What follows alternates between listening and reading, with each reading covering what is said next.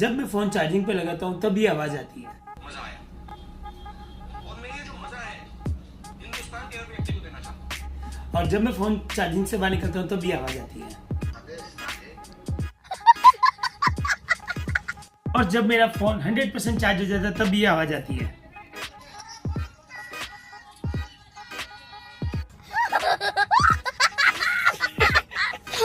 अगर आपको भी ये करना है तो आपको ये फोन में एप्लीकेशन डाउनलोड करनी होगी।